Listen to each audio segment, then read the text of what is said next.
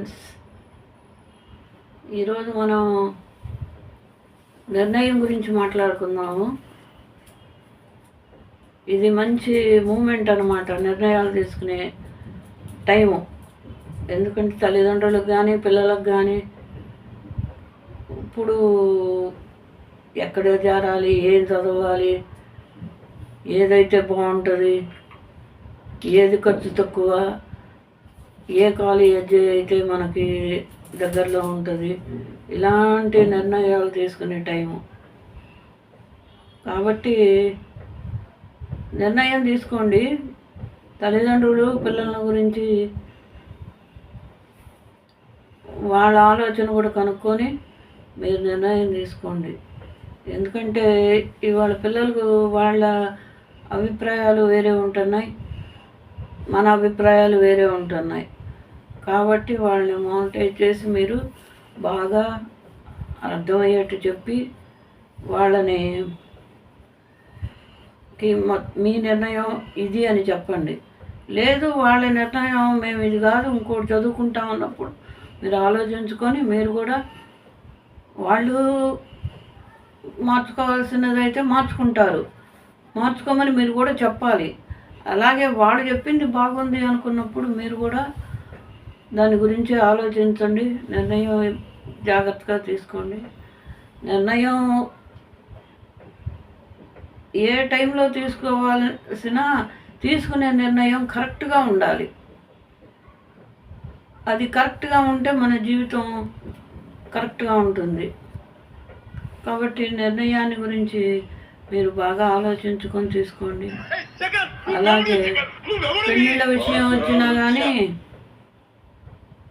అలాగే మంచి నిర్ణయం తీసుకోవాలి.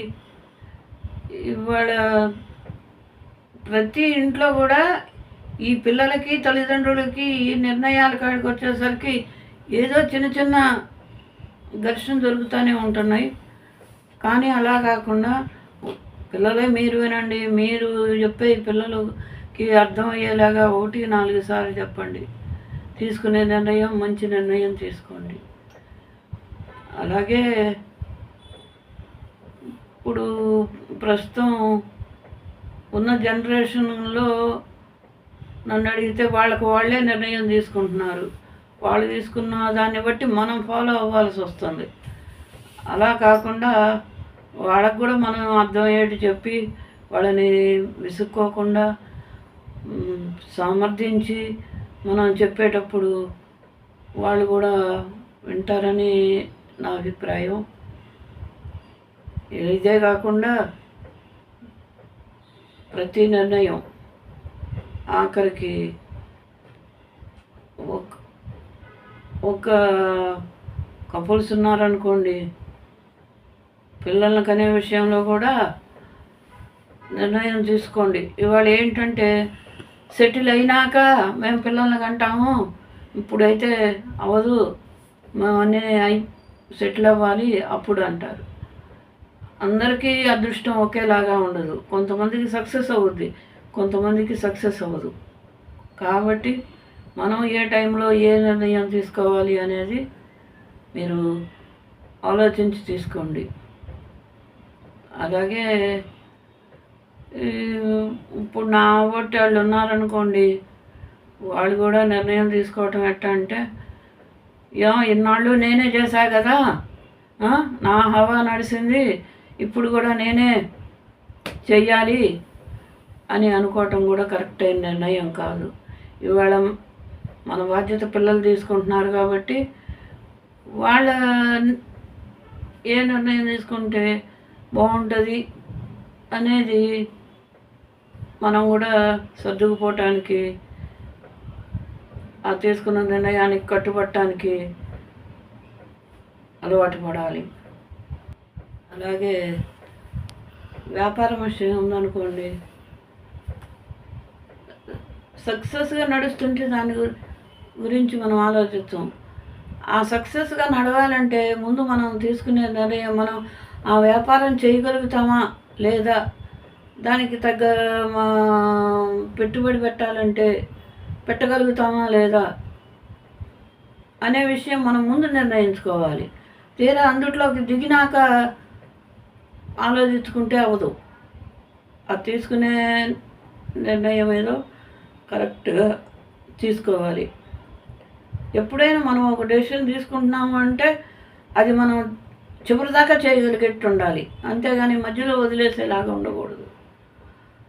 అలాగే ఇప్పుడు ఆడపిల్లలు ఉన్నారనుకోండి, చదువుతారు, ఓకే, మరి ఉద్యోగాలు దూరంగా వస్తాయి అనుకోండి, అప్పుడు తల్లిదండ్రులు కూడా ఆలోచించి వద్దు అనకుండా, రేపొద్దున వాళ్ళకి భవిష్యత్తు అదే కాబట్టి ఆలోచించి వాళ్ళని కూడా మీరు ఉద్యోగానికి పంపించేలాగా నిర్ణయం తీసుకోండి. ఆ నిర్ణయం మీద వాళ్ళ భవిష్యత్తు నడుచుద్ది. పెళ్ళిళ్ళ విషయం అయితే ఒకవేళ మన పిల్లలు ఎవరినైనా ప్రేమించామని చెప్పినా ఆలోచించి వాళ్ళు చేసింది కరెక్టా లేదా అని మీరు కూడా ఒకసారి పరిశీలించుకోండి. కాబట్టి మీరు దాన్ని బట్టి మీరు నిర్ణయం తీసుకోవాలి. ఎందుకంటే తప్పమని వద్దు అని చెప్పకూడదు.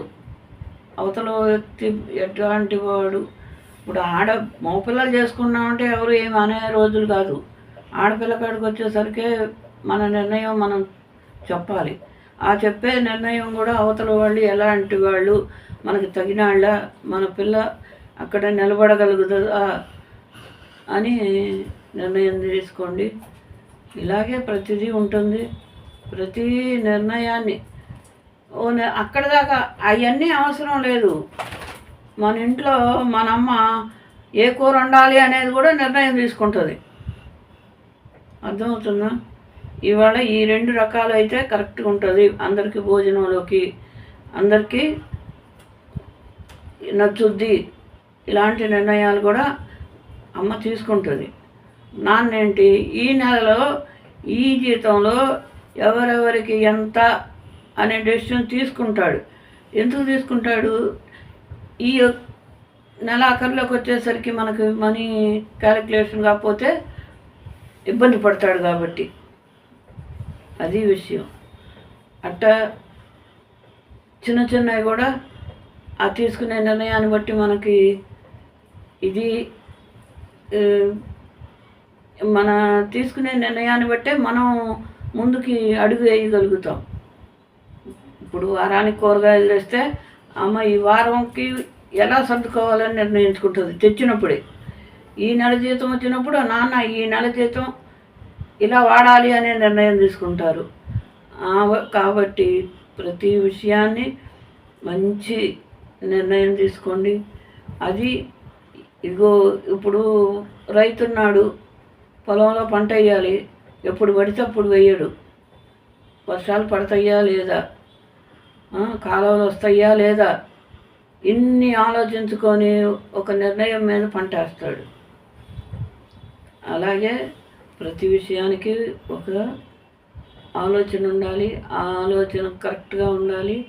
ఆ కరెక్ట్గా ఉన్న ఆలోచనకి సరిపోయే నిర్ణయం మనం తీసుకోవాలి. అది కరెక్ట్ టైంలో తీసుకోవాలి. ఎప్పుడో జరిగేదానికి ముందు నిర్ణయం తీసుకోవటం కాదు, జరిగిపోయిన దానికి నిర్ణయం తీసుకోవటం కాదు. ఏ సమయానికి ఏ నిర్ణయం ఎలా తీసుకోవాలి అనే దాని గురించి ఆలోచించుకొని ప్రతి వాళ్ళు నిర్ణయం తీసుకోండి. నేను ఇప్పుడు మీకు చెప్పే విషయంలో నేను ఖాళీగానే ఉంటాను, అమ్మాయి మనం కూడా చేద్దాము యూట్యూబ్ అని అన్నా. కానీ మా అమ్మాయి అప్పుడు నిర్ణయం తీసుకోవాలి. అప్పుడు నిర్ణయం తీసుకుంటే మేము టూర్లకు వెళ్ళి వచ్చిన విషయంలో చాలా ఇంకా బాగా చేసేవాళ్ళం. కానీ మనం అంత ఆలోచన పోలా. నాకు ఇది మనసులో ఎప్పటి నుంచో ఉంది. మన మనసులో మాట ఎవరికన్నా చెప్తే వాళ్ళు కూడా ఆలోచించుకుంటారు కదా అని నేను పెద్దదాన్ని కాబట్టి ఇవన్నీ నేను చేయలేను కాబట్టి నేను చేయలేకపోయా. కాబట్టి నా నిర్ణయం మంచిదనుకొని నేను ముందుకు నడవాలనుకుంటున్నాను. మీకు నచ్చినట్టయితే లైక్ చేయండి, మీకు ఏదన్నా నచ్చకపోతే కామెంట్ చేయండి, నేను కూడా మార్చుకుంటాను.